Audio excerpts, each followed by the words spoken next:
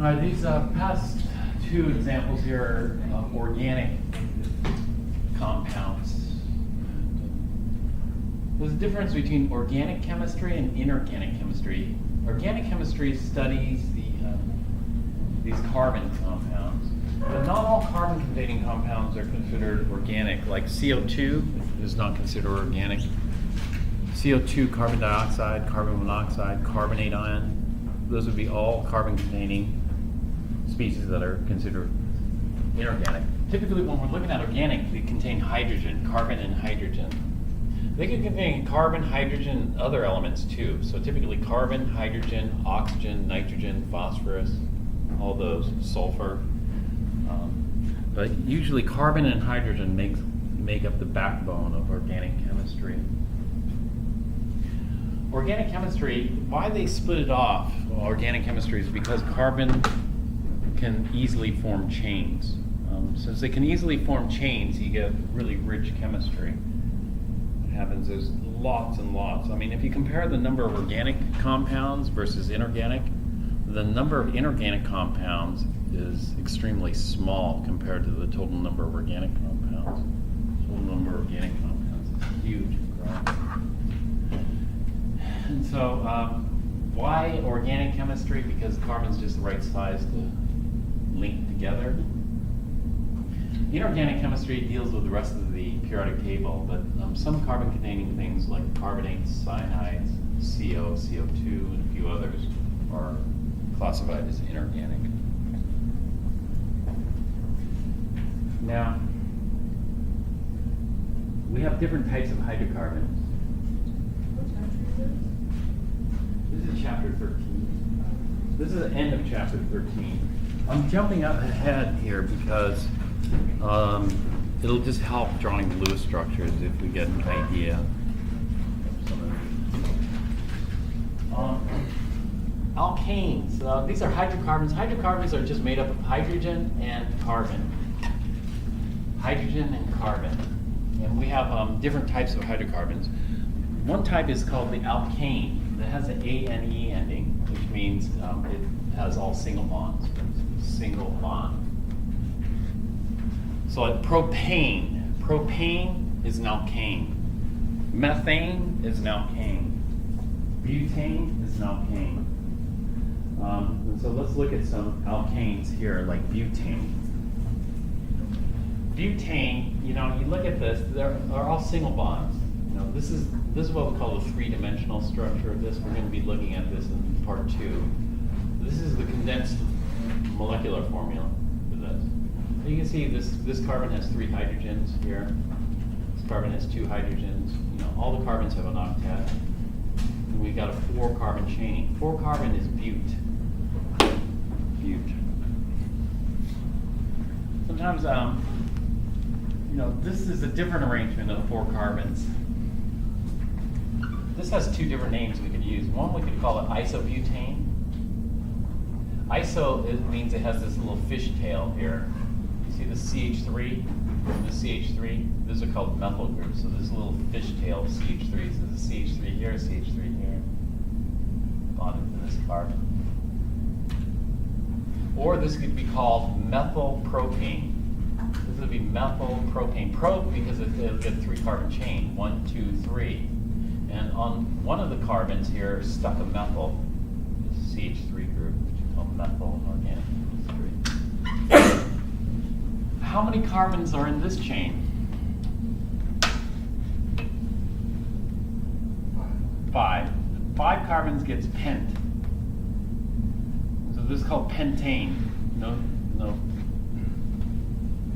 other. This is called isopentane because it has this little fish tail. You see the little fish tail, 2CH3. Little fish tail group. That's an iso group. So they're called isopentane, or it's called methyl butane because if we look, there's a 4-carbon chain, which is the longest chain, and on one of those carbons is stuck a methyl, so it's methyl butane. Here, this is neopentane. It's 5 carbons in this ball-type shape. However, this could also be called dimethyl because we have two methyls. Propane, the longest chain is 3 carbon, dimethylpropane. You don't have to memorize the names for these. Just giving you some examples. Those are the, then we have the alkenes, which would have a double bond, and then we have the alkynes, which would have a triple bond, which we aren't going to talk about, yes, because we're going to alcohols and ethers. Alcohols and ethers, these have carbon and hydrogen as the backbone, but they also have oxygen. And the oxygen is going to be in this is the alcohol part. That is, they have to have an OH, but that's not hydroxide, you know. It's a, hydroxide is an ion. This would just be bonded, covalently bound to carbon here. So we're looking for this. This is called a functional group in organic chemistry. It's called the hydroxyl group. It's not hydroxide, it's called the hydroxyl group. It's not ionically bonded. And so let's just look at some examples of alcohols here. This is methanol. They don't show the lone pairs. There should be 2 lone pairs on this. And in fact, we probably should do the Lewis structure. This is methanol here, which would have a methyl type group and the alcohol. So it's methane with an alcohol stuck on it. So the methanol, methanol and methyl alcohol. How many carbons in this chain? 1, 2, 3, 4. So that would be bute. Bute is 4 carbons. Butanol. It's like butane with an alcohol stuck on the end. Butanol. Right there. The alcohol group is also called the hydroxyl group here. Like hydroxide, but it's not hydroxide. It's different. It's behave different. We also have ethers. Ethers have this carbon-oxygen-carbon link. So it's a COC link. Alcohols have a COH link. When we look at that, go back to the alcohol. All alcohols have a COH link, COH link. If we take that H off and put another carbon, then we have something called ether with a COC link. COC link. How many carbons in this chain? 2. The chain's split by the oxygen, so we can't say 4 carbons. They would have to be continuous. So there are 2 carbons here, 2 carbons here. 2 carbons gets F. And so this is called diethyl ether. This is called an ethyl. This is a methyl, but if we have 2 carbons, it's called an ethyl. This is ethyl, this is ethyl. We have 2 of them, so it's diethyl ether. You know what this is called? The CH3 is called a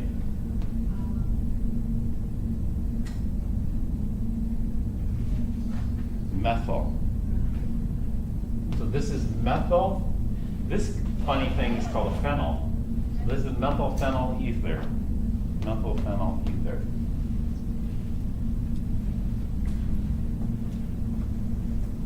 But these are different structures. Now, the thing about the phenyl is, do you see the double bonds there? There's some carbon-carbon double bonds.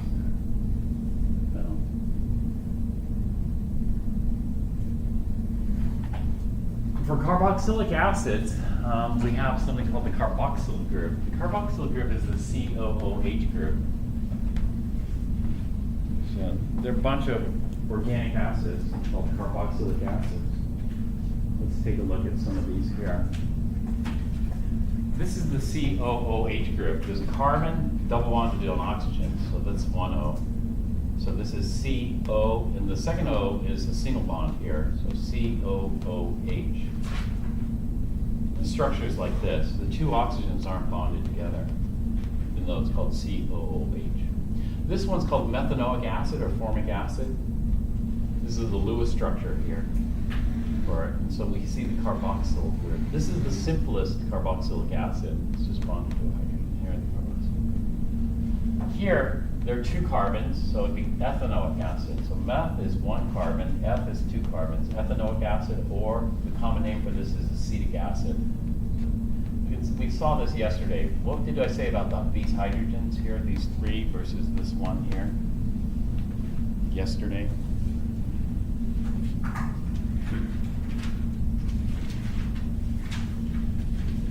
What did I say about the 3 carbons here versus the 1 carbon here yesterday?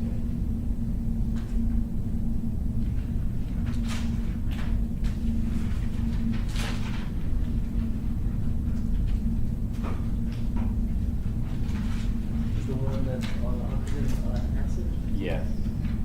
What about the other 3? Not acid. Why is that? Anybody want to? Why is that?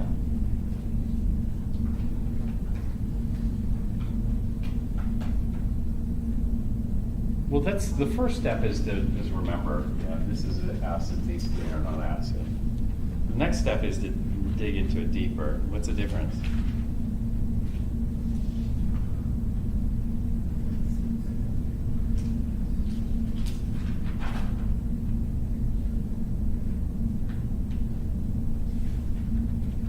Did I make a drawing of this? Anybody copy down the drawing?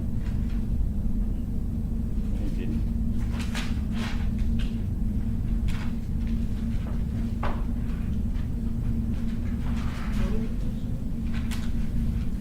Why is this one acidic and these 3 non-acidic? These 3 non-acidic, this one's acidic.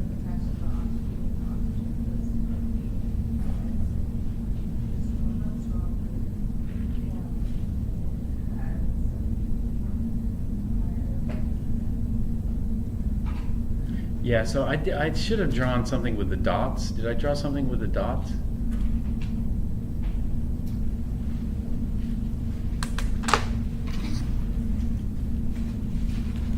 Look at the structure of acetic acid. This is the one we're talking about. The rule. What was the rule?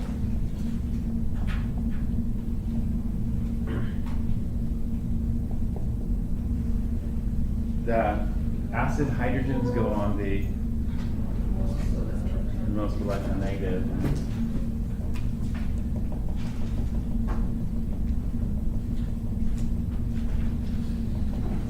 Maybe copy this one down.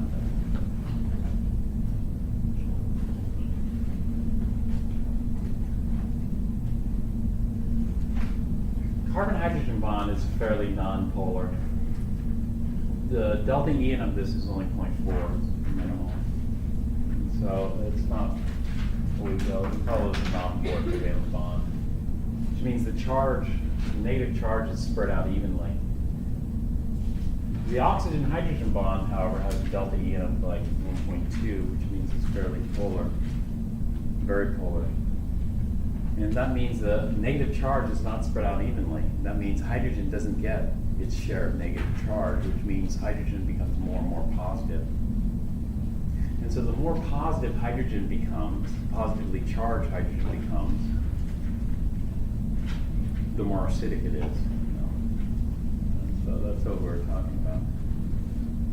This it has to do with bond polarity. And so if you're a base, bases are looking for a positive charge. They aren't going to see much positive charge here because this negative charge density is being spread out evenly pretty much between carbon and hydrogen. So if you're a base, you're going to attack this hydrogen. You're not going to attack this hydrogen here. This one's going to be a lot more positive, easier to attack. Same thing with this. This, although, yeah. So these are the Lewis structure. This is propanoic acid here. Prop is 3 carbons, so it's 3 carbon chain. Acid, propanoic acid. Those are the carboxylic acids. So those are some of the organic functional groups.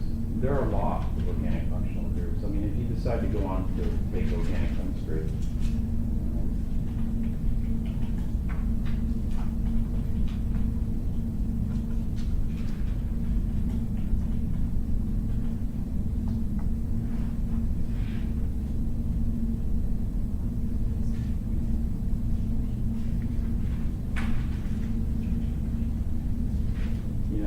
organic chemistry, this isn't even a comprehensive list here.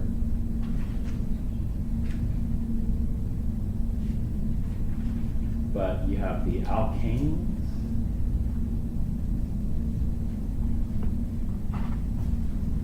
You have the alkenes with a double bond, the alkynes with a triple bond. You have the arenes, which are these ring structures with alternating single double. The alkyl halides, aryl halides, alcohols, phenols, ethers, aldehydes, ketones, carboxylic acids, esters, amides, amines, nitriles, nitro compounds, etc. There are more. And so organic chemistry is very rich. You have these different structures, and these different structures give different properties to them.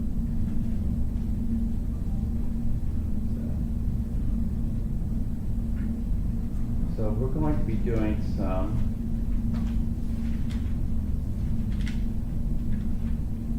organics. Yeah.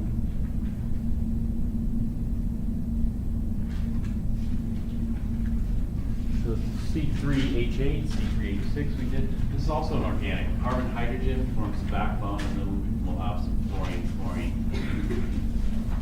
It's called a chlorofluorocarbon. Carbon hydrogen. All these are organics here. So let's take a look at these here. Next. For organics, sometimes it's easier not to do it the way we've been doing it here with the. Sometimes it's easier just to put the pieces together. So if you know the bonding requirements, we can just put it together. So here, carbon, we have something like this. Hydrogen, something like this. Fluorine is like this. Chlorine is very similar to that.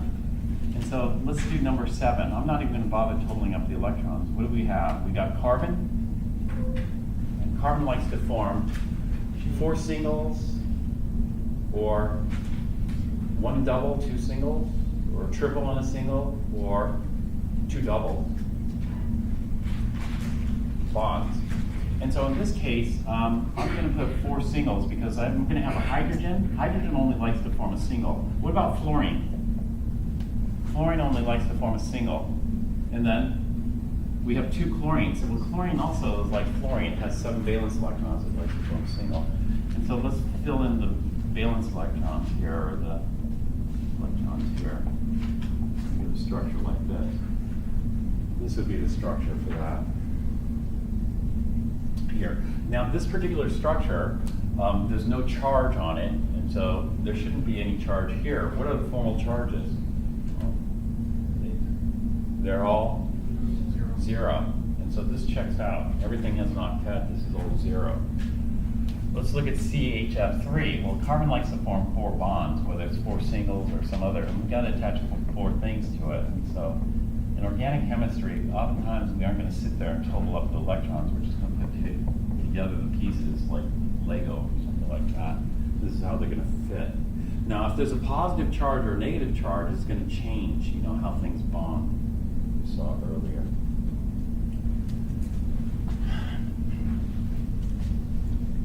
And then we have this. We have C, Cl, and an I3. So we got carbon with 3 chlorines, or no, 1 chlorine, and 3 iodines.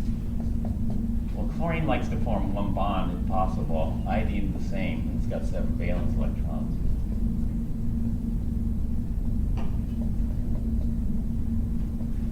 So I draw out the structure like this. Everything has an octet. Now, are there any formal charges?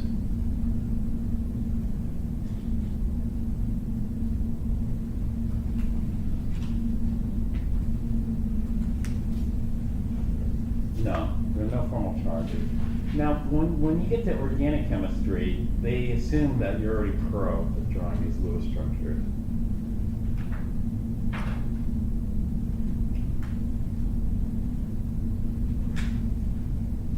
So when you look at the organic chemist Lewis structures, there's something missing. What's missing in the organic chemist Lewis structure? The lone pairs. Take a look. What's missing? all the lone pairs. You see all the lone pairs are missing? Do they ever show the lone pairs? Oh, here they do. Here they do. So sometimes they show the lone pairs, sometimes they don't. But in organic chemistry, they're allowed to do that. They're allowed to do that because they already can keep track of it in their head. They don't need to show it because they already know it's there.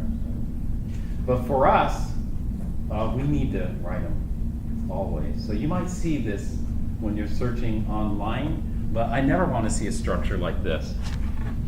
Because if I see no lone pairs there, I'm going to mark it all wrong. But you might go, well, no, I've seen it without lone pairs. Well, you've seen it without lone pairs because they're assuming you already know. You've already mastered it. And so we're going to draw it like this, even though it's a hassle. This is why organic chemists are lazy. That's why they don't draw it. Otherwise, they have to do that extra work.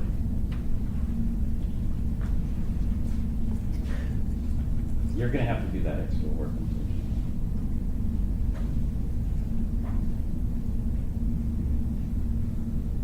And so, do you see lone pairs? It's good. Lone pairs. It's good. Lone pairs. All good.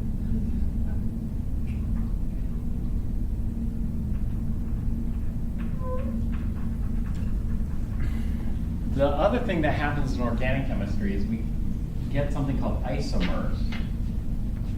What were isotopes again? Isotopes. Anybody remember isotopes? It's been a while since we talked about isotopes.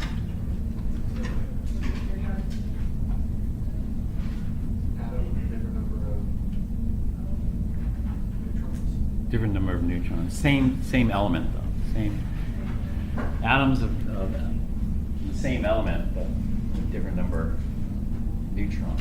So you have heavier isotopes or heavier atoms of an element and a lighter one. Well, we have something called isomers. Well, isomers are the same formula, different structure.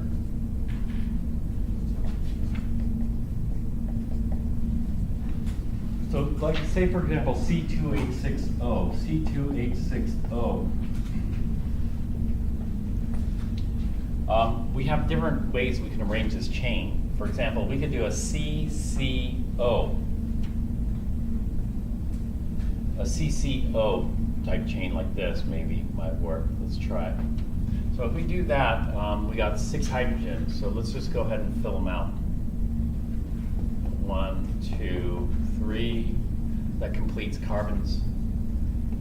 This completes the second carbon. That's 5, and that's 6. And then we got to finish oxygen's octet. Right. And then we're good. The other way, we don't have to sum total valence because we can do it here. We can do it by looking at the formal charge. Are there any formal charges here?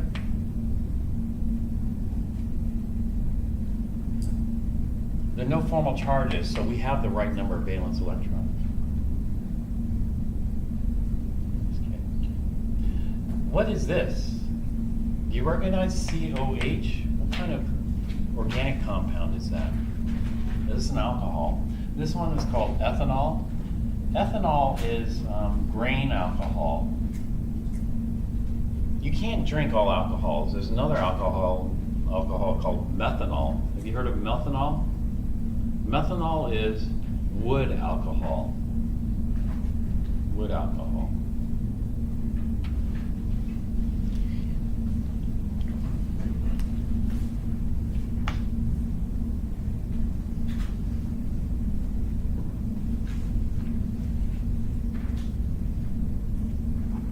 You know what wood is made up of? Like grain alcohol, you could take sugar and ferment sugar. That's what a lot of people do. They'll ferment sugar or carbohydrates, ferment and make ethanol. Sugar. Sugar would be like glucose. Your body, do you know your body stores glucose?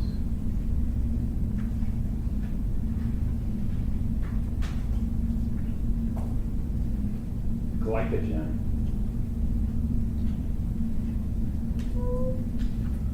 What is the role of glycogen?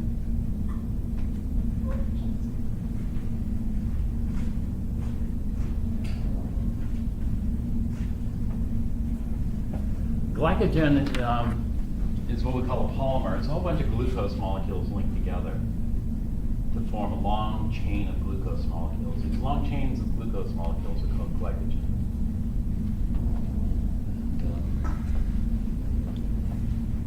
Sugar.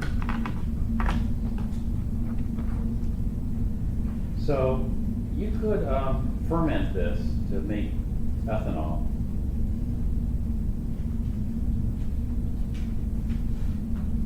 Do you know what cellulose wood is made out of?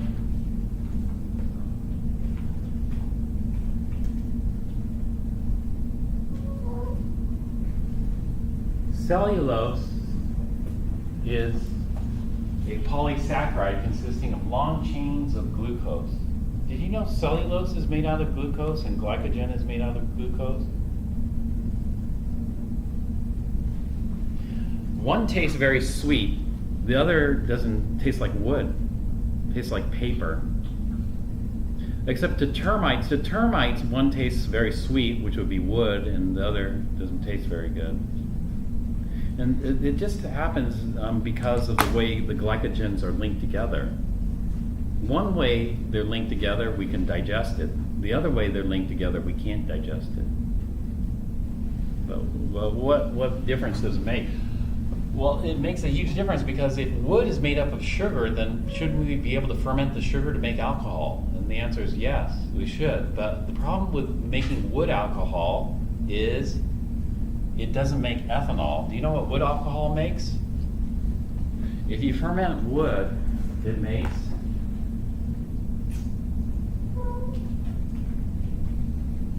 methanol.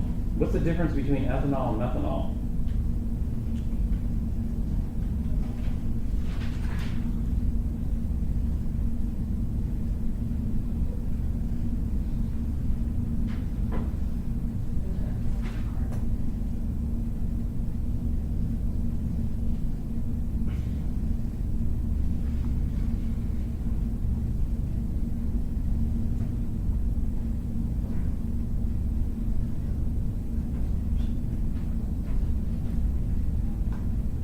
Well, methanol can cause permanent blindness and death. Permanent blindness and death. And you would think that's an urban legend, but it's not. Methanol is very toxic. And people die from it all the time because there are people out there trying to ferment.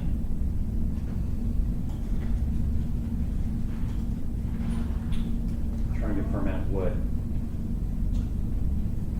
Let's look at the list of methanol poisoning incidents. Mostly places like Brazil, Cambodia, Czech Republic, El Salvador, Estonia, India, and Russia. Russia, there were a bunch of deaths recently. In 1999, 35 people died. Cambodia, 49 people died. 2012. Czech Republic, 38 people died. 4 people died in Poland. El Salvador, 122 people died. India, wow, methanol-tainted branches have killed over 2,000 people in the last 3 decades. India.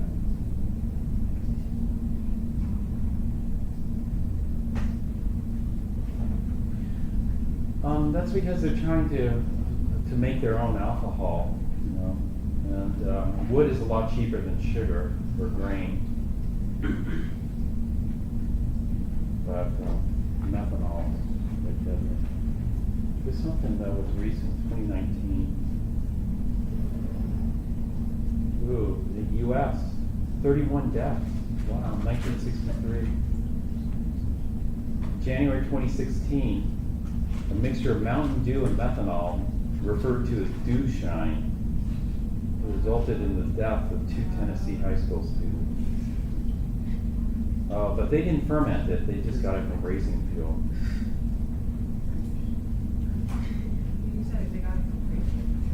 methanol is used in So they drink that? they drank it, yeah, thinking it's an alcohol, but Oh. it's a, yeah. Unfortunately. Well, methanol's a lot cheaper than ethanol, that's for sure, and it's not taxed as heavily.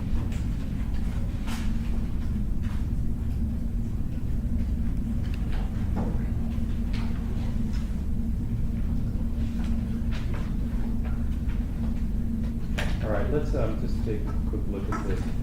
Let me finish this problem. This is one possible. The other possible one is this.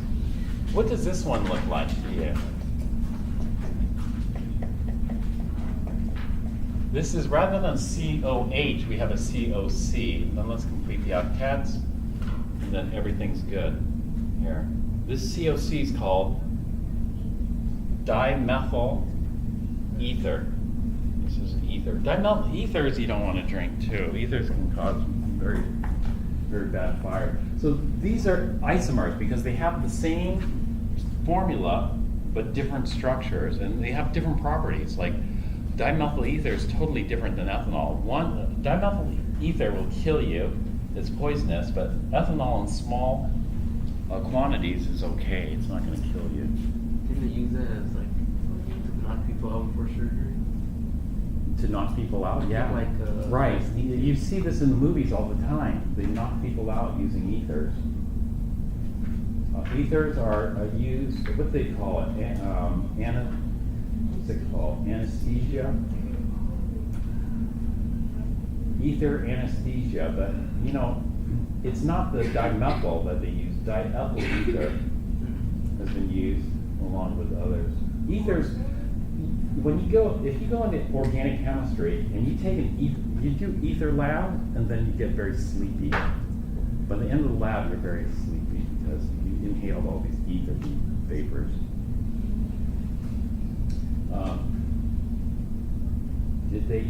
Is ether still used? Nitrous oxide is still widely used today, with chloroform and ether having been replaced by safer but sometimes more expensive. So I guess it's not really used anymore. Chloroform is like, yeah. This is chloroform. Trichloromethane. CHCl3. Just write that here. We'll stop. CHCl3.